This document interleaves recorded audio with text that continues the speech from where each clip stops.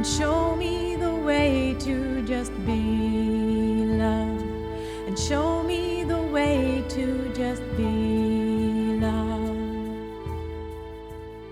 I surrender. Hello and welcome to Rewire Your Attachment Style. This is Maya Diamond, and I'm so excited to be here today interviewing this wonderful, amazing couple, Ani and Lee. Welcome. So happy to have you here. Thank you, Maya. It's a pleasure to be here. Yeah, so beautiful to be connected finally. Yay. Awesome.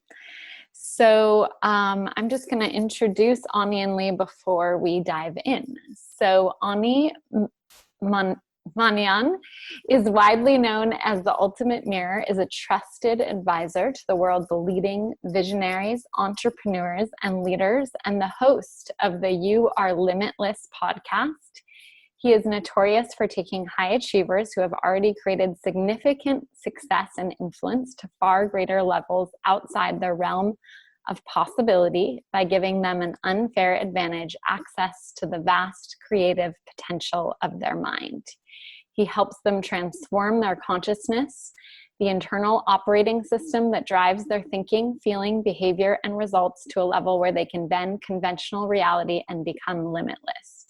100% of his clients have gone on to create profound impact and change in the world, as well as lasting happiness and personal well-being for themselves. Welcome, welcome, Ani. And Lee helps creative, powerful women and couples cultivate emotional and erotic intelligence so they can create untamed intimacy in their romantic partnerships. She uniquely integrates psychology and sensuality and shares powerful communication tools and somatic practices that allows clients to connect deeply to their own bodies. By guiding clients into deeper self-love, acceptance, curiosity, and play, Lee helps them boldly open their hearts in order to give and receive the epic love they desire. So wonderful to have the two of you here. I would love to dive in and ask you, how did the two of you meet? And how long have you been together? You're tossing the ball to me? I'm tossing the ball to you. Well, it's ironic that our stories are pretty similar to one another. So this is good. We don't have completely different renditions. Right. But we met, unlike most modern day people, at a workshop, not online. Yeah. So That's old school. We met at a workshop, and it was a workshop actually that we had both been gifted tickets to. Mm-hmm. So it wasn't something that we had planned on going to, but we met at this workshop, and early in the day we struck up conversation and really hit it off, just even from a sort of professional perspective. Mm-hmm. And we remained friends for a number of months after that workshop, and we'd grab coffee here and there. There was no sign of any romantic interest, not at least from him, for months. And I was, off doing my thing in New York City. Mm-hmm. And so it was only a few months after we had become friends that we'd started to develop a romantic connection, all led by me, I will say. I definitely initiated that part of the relationship. And since then, I feel like we've traveled lifetimes together. We are actually celebrating our 1-year anniversary this month. Beautiful. Happy anniversary. That's Thank so you. Wonderful. You called it, right? You called it like... I did. Well, but not quite. When we first met, the day we met, I said, I think you're the man I've been asking for. This is literally the first conversation we had. But I did not mean romantically. I meant the kinds of things we were talking about. I thought he would be a great male counterpart to leading intimacy work with. So I was looking for a male partner to lead this work with so that there was a more balanced perspective at workshops and retreats. Yeah. And I thought he was going to be the one. And it turns out he is, literally. But I didn't know that at the time. Yeah. So I did have an intuition. Totally. Yeah, I love that you said that and just spoke. It's interesting how sometimes we just speak these things and we're kind of surprised when we say them, right? Yeah. Yeah. So cool. Awesome. And so are you saying, so it sounds like when you first met, there was like, you were felt drawn to each other. Did you guys feel attraction towards each other? Yeah, absolutely. I think Yeah. so at the workshop, I'd gotten like 3 hours of sleep the night before, and I was sitting there half asleep, despite drinking some coffee. And I remember Lee got up to speak. It was a workshop to really develop your public Oh, speaking, nice. voice. Uh-huh. And her presence was like a thunderbolt, and Mm. she had such a powerful being, and she just radiated energy. And Mm. it was like that scene from The Godfather when he's struck by the thunderbolt in Sicily. And yeah, I felt really drawn to her. I felt really drawn to her energy, and I felt really drawn Yeah. to how she expressed herself. Mm-hmm. And I really find that to be one of her most attractive qualities, Mm-hmm. the way she's, really fully expressed. Mm. Beautiful. And how did you, what energetically drew you to Lee, Ani? Like, what did you notice energetically? There was Oh, wait, I was asking. Lee. Lee, sorry. It happens all the time. They're both kind of androgynous Short, names. yeah, So exactly. Thank you. you can call us the other person. It's fine. Energetically, there you just had this, I don't know if austere is the right word, but he had this unwavering presence. Mm-hmm. There was one moment at the workshop where I was talking to another woman, and I could just feel him sort of out of the corner of my eye. Mm-hmm. And I'm like, okay, he's not going anywhere. He's chilling. And I could feel him there. The solidity. Mm-hmm. Yeah, there was just a strength of character and a strength of presence that's kind of beyond words. And I feel that all the time to this day. Beautiful. Wonderful. And I'm curious, what are some kind of practices that are kind of rocks in your relationship? In other words, do you have any structures in place in your relationship, like a date night or a check-in or couples therapy or something that is like, but especially something that just the two of you do, that really you feel like is really beneficial for your relationship? Yeah, And the that's first thing that comes to mind happens is regularly. Mm-hmm. is going beyond practice. This relationship itself is a practice. Mm-hmm. This relationship is really a practice of supporting each other through their spiritual and personal growth. So this relationship itself is, on a moment-to-moment basis, a container of transformation. Mm-hmm. And with this relationship, we're doing a lot of things very differently from what we've done in past relationships. Mm-hmm. In the past, we, as it happens for, a lot of couples, they're attracted to each other's trauma, and there's nothing more attractive than a trauma bond, which, the pieces fit like jigsaw puzzles. Yes. And, typically there's the infatuation stage, and then at each of these successive stages, there's breakpoints, and most people break up like in those breakpoints. Right. What we've done is we have entered into union, not just with each other, but with each other's highest selves, with each other's highest truths and highest potential.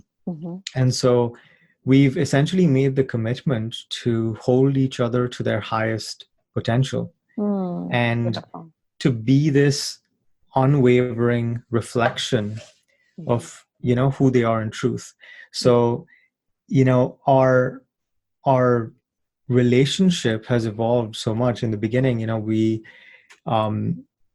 given that we're both really kind of obsessed with human behavior and intimacy and connection, we'd spend minutes just looking into each other's eyes, not as a deliberate act of, okay, now we're going to do some eye gazing, but we would just fall in to these little pockets of presence where I remember I'd be, doing the dishes, and I'd turn around and Lee would be, sitting at the table, and she'd look into my eyes and I'd look into hers, and we would sort of slip in to a state of pure presence.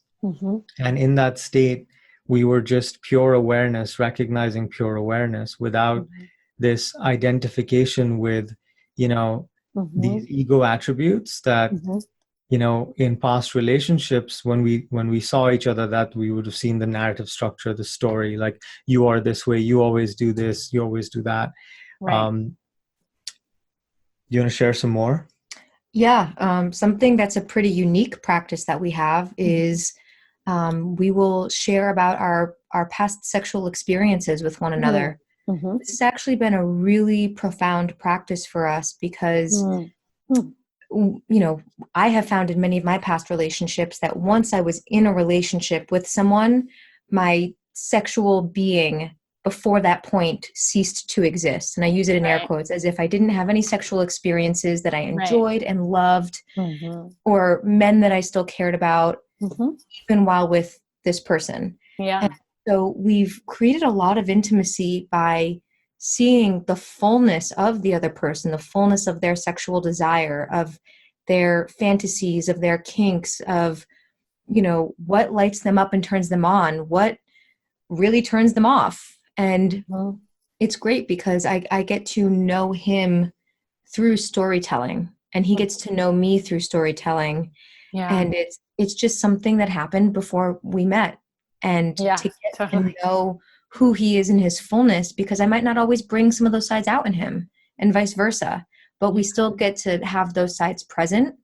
And, when we hold space for that for one another, we've worked through a lot of shame, guilt, things we were hiding or that we had never told anyone before. So we always enter into that kind of practice with a lot of reverence. And of course, if someone is not willing to have that kind of conversation at the moment, we can always say, hey, why don't we talk about this another time? I'd like to just be here with you right now. Yeah. Yeah. And this is really also, stretched. Our relationship is really like a laboratory for us for transformation, especially from, relational perspective. And so this is also extended to, healing sexual trauma.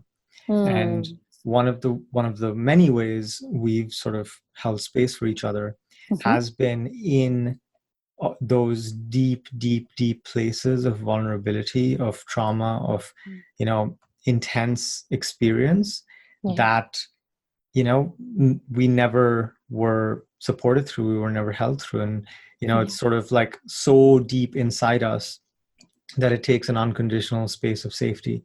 And so we've been able to do that for each other in a really, really, really beautiful way. And, Lee's helped me heal just a lifetime of, sexual trauma, and a lot of shame, a lot of guilt, a lot of, disconnection with myself. And one of her abilities, one of her superpowers, is to be a really, really, really safe space. And in that safety, she brings such a presence of acceptance. It's really powerful. So, one of the things we do is we'll habitually like hold that space for each other, and anyone can request that. Hey, can you hold space for me for this? Or if we naturally seem to be falling into this place where, hey, there's some sensitivity here, there's a little bit of tension here, there's something coming up for me, we can sort of slip into that. Okay, would you like to process this? Would you like to dive into this and explore with curiosity, like what this is? Would you like me to hold space for you? And so this practice of, hey, what do you need right now? Like, what are you feeling right now? Is there anything I can support you with? Like these 3 magic questions, we end up using, pretty much every day. And honestly, it's transformed situations where there might be, just the perfect conditions for conflict into opportunities for connection.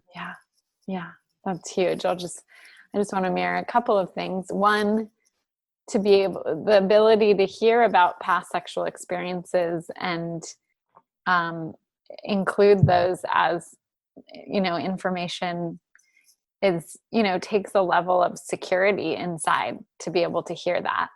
And also I want to also add that I think it takes a level of, I also think that it's almost like a feminist act for a man to be able to hear about past experiences of a woman that he's with, and to not have that color, like because I think there's like an old paradigm for women around, like, the virgin whore complex, right? And so it's like, men kind of want to, what I've seen in a lot of relationships is that men want to see their women as like only with them, right?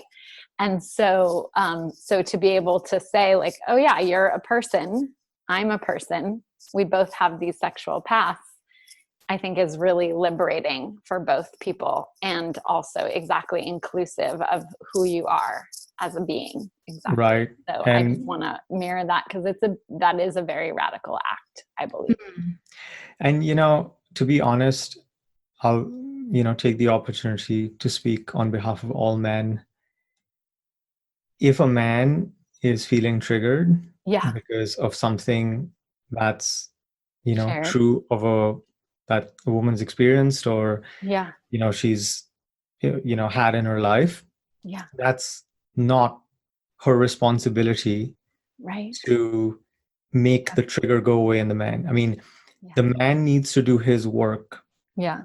And, the magic question that I use with men who are having challenges being unconditionally with their partners is, what is the work that is mine to do?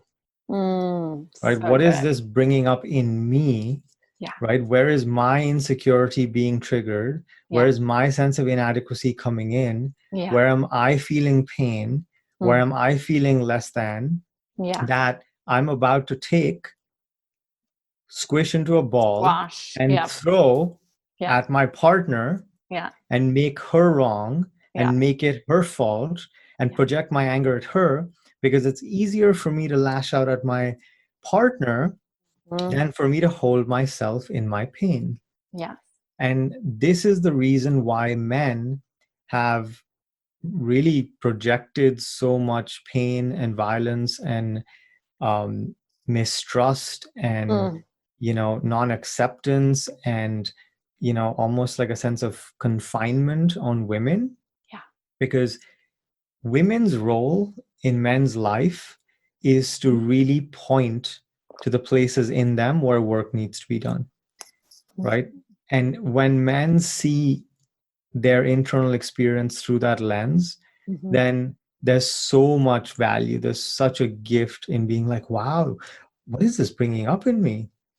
Wow, it's interesting. I'm feeling this charge. I'm feeling this energy. Ooh, it's interesting. What's happening in me when she says that about this past lover that she had? Like, because objectively, that has got nothing to do with me. Right. Right? Totally. 100%. And so what a gift we can give to our partners by allowing them to see themselves using us in that way. Yeah. So beautiful. I love that question of like, what is this bringing up in me? Because the taking responsibility for those feelings instead of exactly lashing them out is so important in relationship. Can I share one more practice? This one's juicy. Please. This one's super juicy. I love it.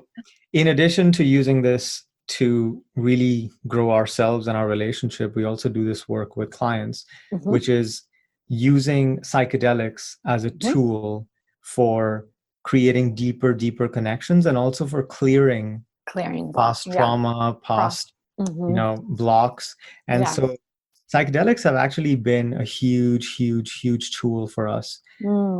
And the way we've used them in our relationship, it's been absolutely profound. We've been able to sort of, reprocess lifetimes of shame, of guilt, of punishment, of self-loathing, of judgment, of, all sorts of trauma.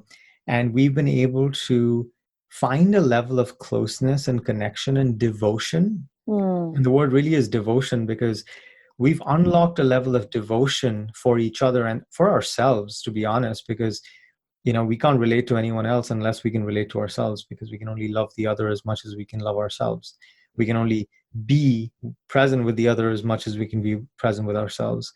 So this has been, I think, like, chime in, Lee, like one of the most profound practices that we've incorporated. So profound. I forgot to mention it. Yeah. Yeah, it really has been. And has that been self-facilitated or facilitated by another with the two of you? Just so I have a sense. So both. We've both participated in some of our dear friends who were also trained facilitators holding space for us. Nice. We've participated in a lot of healing in a small group setting, and then we've sort of facilitated our own journeys as well. Yeah. And this is work that Ani and I do with, sort of out in the world. And wow, the things that we have been able to see and uncover, it really gets at the heart of human experience. All we want is to be loved, to be seen, to be held, to feel safe, to feel connected. Yeah. And on a day-to-day basis, when, all of the shit piles up, sometimes it can be hard to say, hey, babe, I just need a hug. I'm feeling really inadequate right now. Yeah. It comes out in some other way, but that's what's really underneath. And the intentional use of psychedelics in this way allows us to really cut through all the crap and say, oh my gosh, this is the core of my humanity. I want to tell you this, and I want to share this with you. And please, let's just keep doing this together. Beautiful, beautiful. So I want to kind of shift. We're going to go back to childhood. I want to know, what was it like? What was the relationship that was modeled to you growing up? Like, if you can just share some elements of what romantic relationship model did you see growing up? And maybe a little bit about how that affected you, just because a lot of my clients and the people who are listening, had challenging romantic models. And so part of what I like to do is show people you don't have to recreate the parent model that you saw. Can I curse? That's the answer. Well, like many of your clients and like many people all across the world, we did not have healthy models of relationships growing up. Yeah. Not in our households, probably not anywhere in our extended family either. And, fairy tales on TV was as good as it got, basically. Yeah. I'll speak for myself in saying that, my mother had me very late in life. And so she wasn't sure if she wanted a child or not, but alas, here I am. Yeah. And, both of my parents traveled for work. So my mom was an international flight attendant. My dad was an over-the-road truck driver. And I spent a lot of my early childhood years bopping around the family's houses between New York and New Jersey. And, it seemed normal to me. I was like, great, I get to spend time with all of my family. This is awesome. I don't just have to be with my parents. But I do think early on that I got certain messages about, not enoughness and insufficiency. And my mom was extremely strict growing up. She's comes from a Chinese background. So the tiger mom thing is very real. And there was a lot of, I'd say there was just a lot of stuff that she pulled from her culture and what she thought would really, really give me the best start that by anyone else's account would be considered severe emotional abuse. Yeah. And, she did better than she got. So it's kind of, take one with the other. And did you see your were they together growing up or not together? Were they married? They are still married, but they were not together often. My dad was always traveling once my mom was off out of the air. And so I I didn't see them together often. And then when they were together, it wasn't always so fun. Yeah. So, you know, and they're still together to this day. Yeah. But I do see that a lot of the challenges that we've experienced in our relationship was an exact recreation of their dynamic. And because I spent most of my time with her, it was an exact recreation of all of the qualities that she'd inherited from her parents. Yeah. The defensiveness, the anger, the rage, the projection, the denial, the distortion. I tell you, Maya, I'm like, me? I have these qualities? No way. Right. I'm like, oh my God, I have these qualities. I can do it all. Yeah. I can be an intense lover and I can burn a house down in the same day. Yeah. And it's these past few months have been particularly enlightening in that way, with just a lot of the shadows coming out. And like Ani said earlier, we've decided to use those opportunities as a way to see, okay, this is core wounding from childhood. How can we support me through this? And how can we support him through what comes up for him and his triggers? Because we truly believe that's the reason why it's coming up, because it wants to be witnessed and it wants to be resolved once and for all. 100%. Beautiful. Yeah. And what about you, Ani, in terms of kind of the romantic relationship model that you saw in terms of your parents? Yeah. So I'll give some more juice. I'll give some. I'm a big proponent of radical vulnerability. So this is good stuff. So,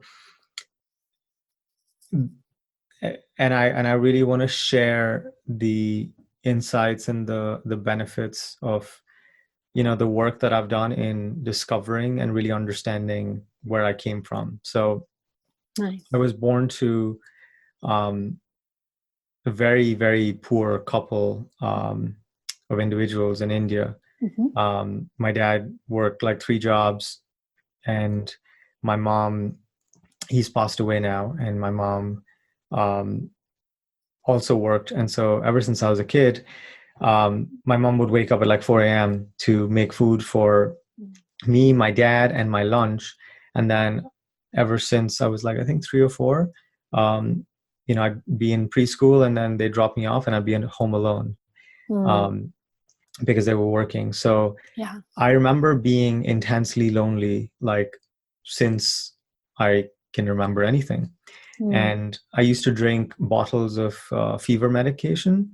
So I would fall asleep because I missed my mom too much.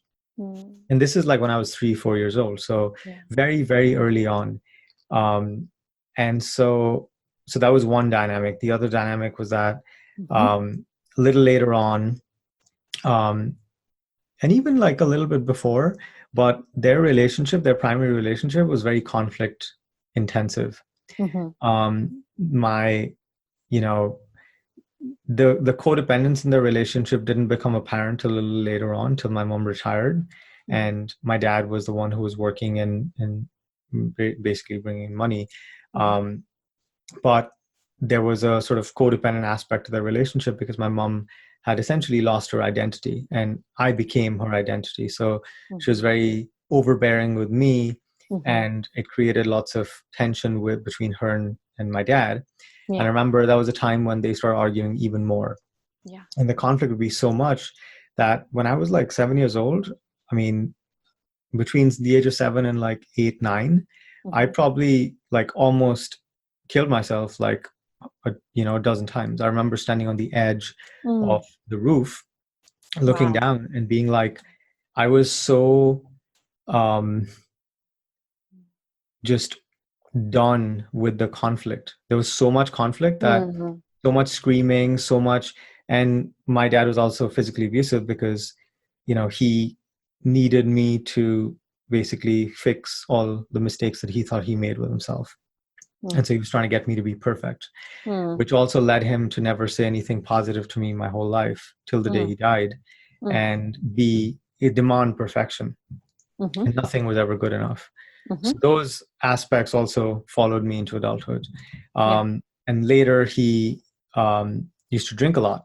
So there's that whole like side of, you know, children of alcoholics and like the emotional disconnection, the numbing, and all of that stuff. Yeah. So I developed a series of, it's like almost like the bouquet of a dozen flowers at the florist, a bouquet of core wounding. Yeah. There's one of every kind, and there's some little leaves in the middle to make it all fit really nice. And I really struggled. I really struggled to source love for myself because I never felt good enough.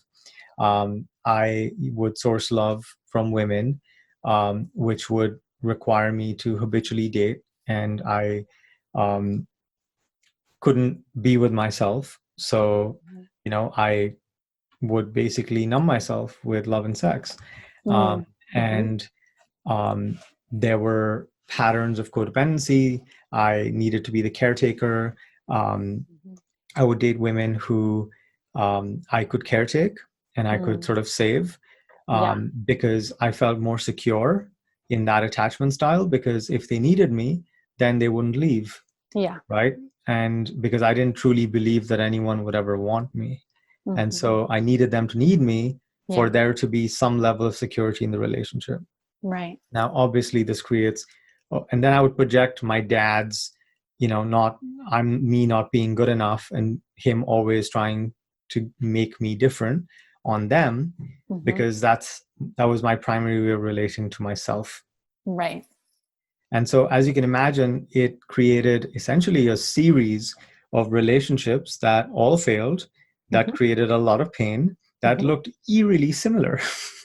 Right. And before I met Lee, I had basically just decided to not date and not, be in a relationship for a couple of years. Yeah. Because I was determined to, it was actually my dad passing away when I was cremating his dead body that I realized all the ways in which I was becoming like him. And, I was like, fuck, this is not cool. Like, I don't, there's some aspects that I really admired about him that I was proud to embody, but there were all these conditioned responses, all these core wounds, all these coping mechanisms, all these just traits that I brought into my life. Yeah. That, even though we were separated by, basically the world, he lived on the other side, my parents did. Right. I was still carrying that imprint. And, a lot of this relationship has been our way of, in a way, our imprints match up perfectly. And, one of the things we've been doing is really being the space in which the other person can transcend their parents' patterns. And the only way for that to happen is it needs to come up. It needs to be seen. It needs to be recognized. It needs to be pointed out. And it needs to be held. Yeah. Right? Because in the past, we'd get to that point where it would come up, but there was usually non-acceptance of it. There was usually not a space that the other person could hold, where they could put their triggers aside, they could put their reactions and their experience aside, and really unconditionally be there for the other person and be like, hey, I'm going to be the space for you to just fully experience what's coming up for you when this happened. And I'm going to be there with you, right? And I'm going to hold you in a way that you were never held before. And which is precisely the reason why you developed this mechanism to protect yourself. Right. Beautiful. So that was kind of my next question, which is, when one of you is triggered and the other one isn't, how does the one who is not triggered help the other one calm down or feel the feeling? So I think that is one of the biggest,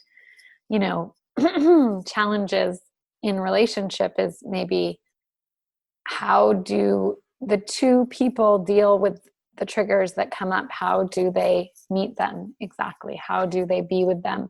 How do they interpret them? So it sounds like, let's go into this, excuse me, a little bit more. So if one of you is triggered, let's just start with just if one of you is triggered and the other one isn't. So if one of you is triggered, yeah, like, and the other one isn't, how does the other person, and also like, is it different? Because sometimes we each need something different when we're triggered. Also sometimes gender comes in, sometimes, yeah, our attachment style comes in terms of what we need to really feel held and seen and loved and witnessed. So I'm curious, like, if we can go into it even more, like what would be an example, if we could, of what it looks like.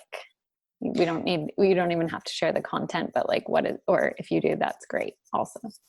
Yeah. So something I've noticed in both of us is that we both have a strong masculine energy. Mm-hmm. And I've done a lot of exploration over time as well to really welcome more of my feminine energy in, which Yeah. I absolutely adore. I Yeah. I really do. When I remember to trust that part of myself, Yeah. and we have this almost warrior like archetype, both of us, and so when that happens, what I have found that we both need is for the other person to really meet us with gentleness, almost like the opposing force of the warrior is the one who comes in and is the healer, who is gentle and present, who is concerned with the other, who asks, hey, what do you need right now? Or which of your needs are going unmet? I remember Ani and I driving the other day, and I felt triggered after leaving lunch. And I was ready. I was so ready to prepare my grievances and nail them to the door. Yeah. And I could feel that activation inside of me. Yeah. And it's oddly satisfying sometimes to feel like you're about to walk over the edge and just explode. That righteous anger was so good. There's like a catharsis in it. Yeah. And so I was getting to that point, and Ani could really sense it. And he was like, which of your needs are going unmet? And as soon as he said that, I could feel myself wanting to be like, no, screw you. Don't ask such a wise question. I want to be mad. Yeah. And then I sat with it for a moment, and I was like, well, my need for acknowledgement, my need for consideration. And then when I said it, I'm like, okay, like the charge just sort of, left, and it deflated like a balloon. And then as soon as we entered into that kind of conversation, it was just a real conversation. It was like, hey, what do we need from the grocery store? We need olive oil, eggs, pepper. Yeah. And then it became this normal conversation. I'm like, well, here's which needs have gone unmet, and here's why. And he was like, hey, I really want to acknowledge that. And, next time I'll do it differently this way so your needs can be met. Then I'm like, I don't know how I can argue with that. I just really can't. And so it really diffused the situation a lot. And so typically when one of us has the wherewithal to see beyond the trigger and to see beyond defensiveness or protection, then we know to sort of explore the gentleness of like, hey, what do you need right now? Like, do you want a hug? Can I hug you? Would you like feedback? And just gaining permission from the other person and not assuming what they need based on what we think they're experiencing, but truly asking and letting them be the leader of that. And if they don't know, then being in dialogue about not knowing what the needs are at the moment and just sort of taking it from there. And then it becomes this really beautiful tango. But it really requires, the people in the dynamic to practice not taking things personally. Because as soon as we take something personally, if in that situation, if I had taken her anger, her rage that she was boiling over with as, something that had to do with me, then I lose the ability to hold space for it. Then I become identified with it. And then rather than responding, I react. And reactions usually just add fuel to the fire. So then both people are triggered.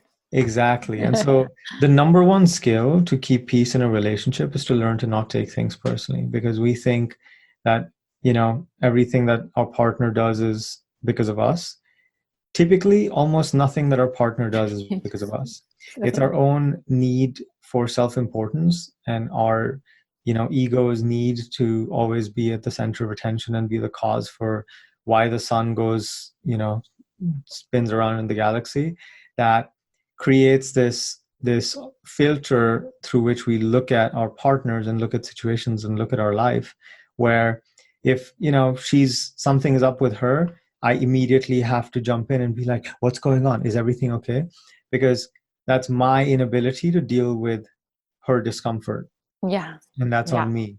And Yeah. so typically a lot of these triggers, we have to take, not taking it personally is one principle. Another one is taking 100% responsibility for what's happening inside us. Yeah.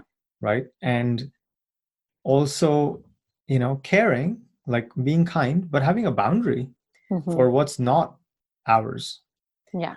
Because sometimes, we just need to make our boundaries clear that, hey, like, let me know if I can support, but at this point, my needs are to be in silence or be in peace. And I'm going to, go and do that. Because not something that, we're a space that we're deepening into is how to use space. Because sometimes when people are triggered, at least my nature is try and, work through it. Because it's challenging for me sometimes for there to be, some turbulence in our connection, and for me to like take space in a state of our relationship being turbulent, because it's like that's my hypervigilance from my childhood, where conflict meant literally lack of safety at a physical level, at an emotional level, at a psychological level. So I have really, really, really deep discomfort with open loop conflicts. Yeah. Right. And so now what we're doing in our relationship, because that's not fair, because, for Lee, what helps her is she likes space. And sometimes she needs space in the middle of the conflict so that she can figure out how she feels, so she can just get some rest, get some like perspective, regulation. get some regulation. Exactly. So, but that doesn't work for me, because at that point is when my core wounds are like being stabbed with like a fiery pitchfork. Yeah. And so that's the worst time for her to basically ask for space. Yeah. Right. Because I'm at peak pain. So, one of the practices that we're incorporating is, Lee, can you hold space for me in my pain? Right? Can you hold me in my pain? Can you put your pain aside? And this is a negotiation, right? Because if we continue to smash our heads at the door and say, no, this is my need, and she's like, no, this is my need, that doesn't go anywhere. Right? No one's needs get met. But if we can figure out a path that, okay, like, what are your needs and what's the priority of these needs? Well, these are mine. Well, can we agree that when this happens, you do this, you put your needs aside for a minute so you can help me process this. And then, I meet your need for having space. Yeah. So you can have time to process, and then we can come back later. Yeah. And so this is like a really complex, verbal, overt, clear communication-based negotiation that needs to happen. Yeah. And that's the process of really discovering who we are in the context of a relationship. Yeah. Yeah, there's so much there that you just said that I want to touch on, so many things. But I just want to highlight a couple of things for everyone who's listening, which is one, I love, there's just been so much, and I talk about this in my TEDx talk as well, and I just love to talk about this over and over and over again, which is, in our culture, the word needs or needy, right? Like there's so much negative association with it. And what the truth is, and all the scientific research says, is that your, emotional well-being and emotional responsiveness is the most important thing in a long-term committed relationship. Like that's what's going to make it work, right? And so what you guys are talking about in terms of needs is how can I be emotionally responsive to what's coming up for you, right? And so it's just beautiful to hear both of you just being able to listen to the other person in that way and to give space for the other person And yeah, for you to say, oh wow, like she's so angry, and like I can just be like, oh, what are you really needing right now? Yeah, like that takes a lot of skill and a lot of presence, and exactly putting your ego aside and just being like the grounded rock for the feminine. I also like to talk in feminine masculine dynamics, right? So like that grounded energy so that she can feel all of her feelings, but also come back to a place of feeling held and seen and loved. So yeah, really, really powerful and not easy to do. I'm curious in terms of when both of you are triggered, and yeah, like what happens when both of you are triggered at the same time? Do you have anything that you have for your go-tos when both of you are triggered? I mean, I guess that's what you were talking about at the end, actually. Yeah. I'll share a new practice Yeah. we developed, Uh-huh. which is, either of us in the middle of a situation where we're both triggered and it doesn't seem like, we're both about to go at each other's throats and there's no Yeah. backing down, and I'm not backing down and you're not backing down. Yeah. I'm right. Yeah. Either of the person can put this out, which is, hey, do you want to just make out instead? Nice. I love that. Which, it kind of feels confounding, infuriating, flabbergasting when you receive that, Yeah. because you're so ready to make your point, to defend your fort, to like duke it out. Yeah. And then Fight your or flight partner's like, brain. right. And your partner's like, hey, do you want to just make out instead? It's like it just scrambles the brain, because it's like we can do that. So Yeah. we don't That's a have to do possibility. this. Yeah. We don't have to do that. Wait, what do you mean we don't have to fight? Like, we're so trained to go at it, right? Yeah. Because we're all dealing with unresolved open trauma loops in our bodies.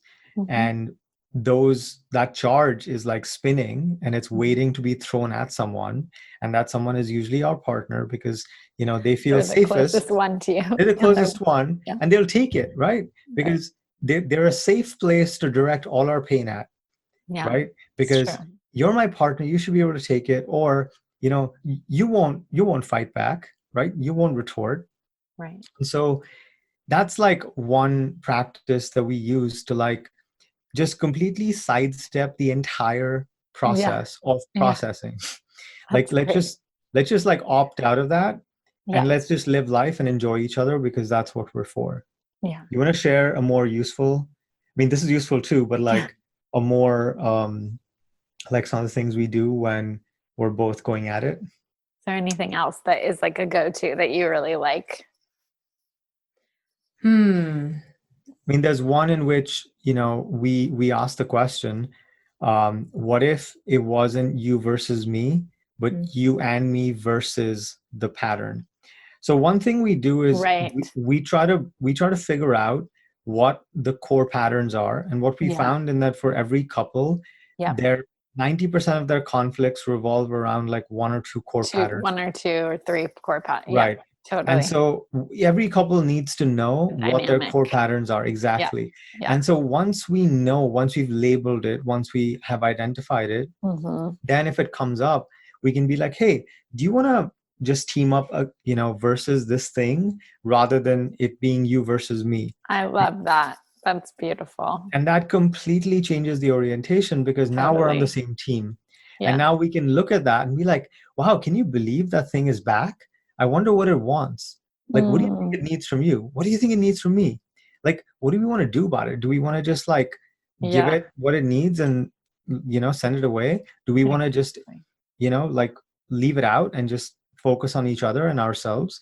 And that also creates space, and that also depersonalizes again the situation, because the problem is we get so attached to the conflict, the pattern, the tendency, the response. She did this, he said that. Right. Yeah, exactly. Yeah, I love that. It's kind of looking at the pattern as it's almost like a system. We're in this system, and like, how can we look at the system from Right. an objective view? And then also maybe, yeah, if one thing changes in the system, then the whole system changes. Right. Yeah. Do you want another one? We've actually taken notes as well. Oh yeah, that's right. That's right. While conflict has been occurring. Huh. I mean, it's beneficial for our work because we work with couples, so Exactly. we are kind of our own guinea pigs. Exactly. And so we study our patterns, which so sometimes in conflict-ridden situation, we'll be in the situation, but then we'll also have a meta conversation about what we think is happening.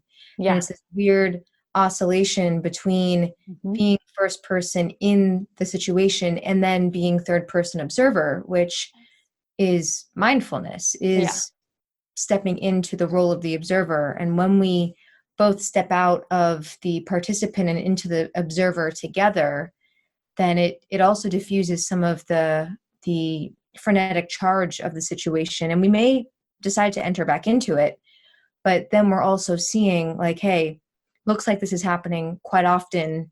Let's like talk about that for a second versus just the specific thing that we're duking out right now. Yeah, that is so huge. That's huge. So we have like pages and pages and pages of notes from our patterns, from our conflicts. Yeah. And we do weekly relationship retrospectives where we look at the week and we're like, hey, what went well? Which one of your needs got met? Which needs didn't get met? How can I be a better partner to you? Nice. What are the ways in which I could use support? What are the ways in which you could use support?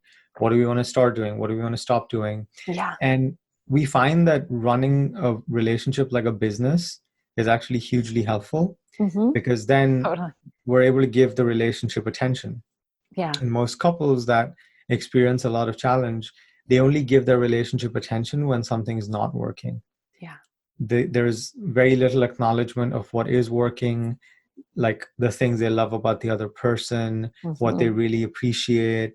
And those things go unsaid. And the only time there's really overt communication is when something's wrong. Yeah. And so that balance, like, is something that we try. I mean, we also, like, all this being said, we also mess up royally a lot. And, you know, we sometimes we're both seeing red and it's just like, you know, we're in conflict for a couple of days and then we come back and we're like, okay, that wasn't fun, but now can we go back to enjoying each other? Exactly. Beautiful. And okay.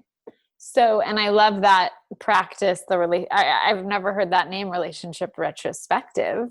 But I really love that practice. And I have my clients who are in couples do that as well. And just the weekly check-in where it's like, what is working? What's not working? What do I really appreciate about you?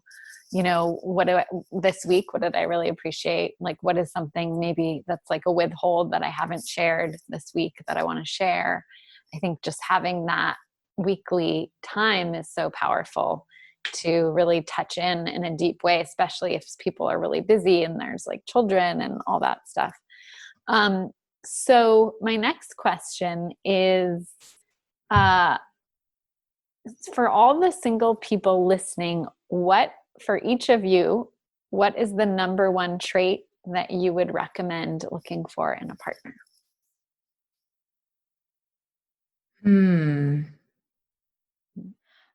I mean, the extent to which they can sense that partner has deep love, acceptance, and compassion for themselves by far, because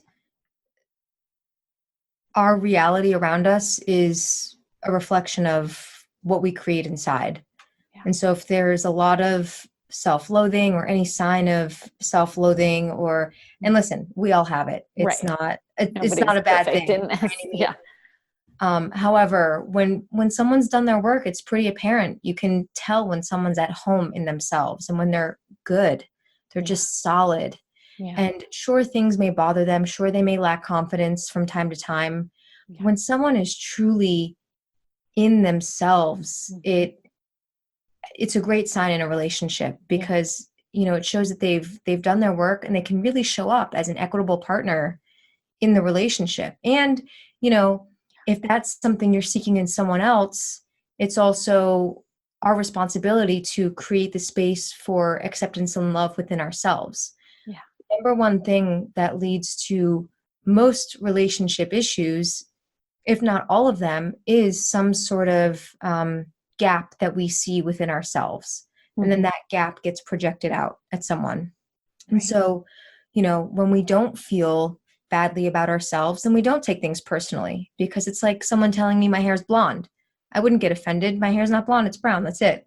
Yeah. But if I really had an issue with it and I thought my hair might be blonde, and if it were blonde, it's not a good thing, then I'd get offended by someone making a statement like that. Yeah. So once we've really sort of done that work, it shows that someone's ready to arrive at the relationship, willing to contribute and to hold space, as well as to share vulnerably what's coming up for them. I would say, Love that. Thank you. a growth mindset. There's a big difference between coming into a relationship because you want to be done.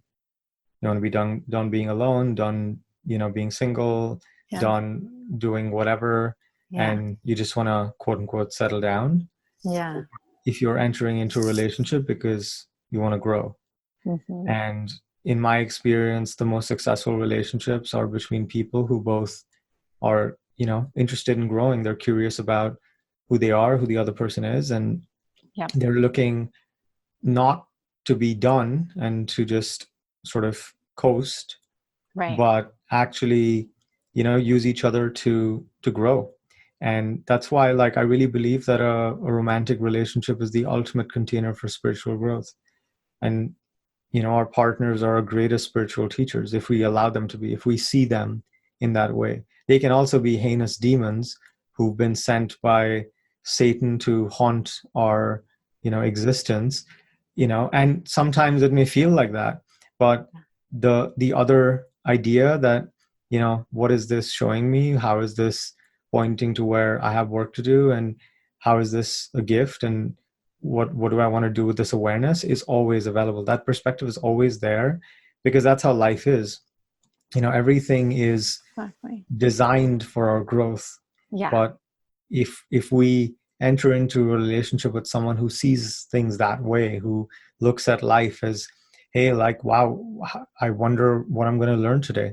I wonder what you're going to show me today. I wonder, in what ways I'm going to transcend my old patterns and, my childhood wounding, and, stop the trauma that's been passed down from generation to generation, because, in this container, we can do the work to heal it, to transcend it. 100%. Beautiful. I love both of those answers. What a nice combo, someone who has both of those. So, that is such a cool distinction between the okay, I'm just want to meet my person and be done, instead of I want to meet my person, continue to grow and evolve and blossom and expand, and all of that. So it's a real good distinction. So there's just so many things I want to talk to you guys about, but it's getting to the end of our time, so I can't keep you captive all day, unfortunately. But it's been such an honor and pleasure to get to know the two of you. And I think our listeners are going to really learn a lot from this. And would love to, if you guys can each share, if anyone wants to contact you or get a hold of you, how to do that. Sure.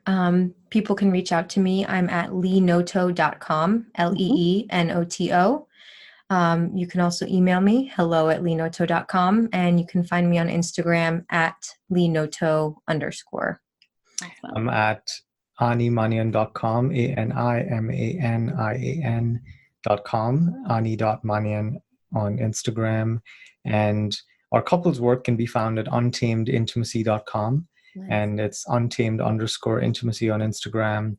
And we just love serving people. And this is not just what we do, but who we are. And, I get the same vibe from you. Yeah. And it's really just a privilege for us to do this work and, go through a lot of the stuff so that, we can point Wounded other people. healers. Yep. Yeah, exactly. I'm 100% a wounded healer. So 100%. yeah, 100%. We're all just trying to heal ourselves, through our reflections in the world. Yeah. That's really like the core, because there really is no other. Right. Exactly. And so it's really cool to share the space with you, Maya. We're such huge fans, and we deeply appreciate and honor the work that you do, and the way you're bringing awareness to these really deeply unconscious patterns that everyone in the world goes through. And so, that's so important, the work that you're doing. And, I really, really, really appreciate the contribution that you're making in the world. Thank you. Thank you. Thank you so much. And I feel the same about the two of you. And I agree. It's just such an honor and a gift and pleasure to be able to do the work that we do in the world to help people grow and heal and reach their dreams. And I am also very privileged to exactly use everything that I've ever learned in myself and then be able to give it to someone else. So yeah, what a cool cycle of giving and receiving.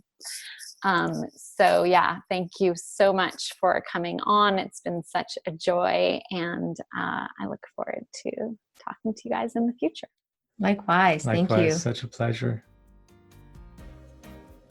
Thank you so much for listening to Rewire Your Attachment Style. This is Maya Diamond. To receive your 2 free gifts to help you on your journey to lasting love and to start rewiring your attachment style today, go to empowerlove.us/love.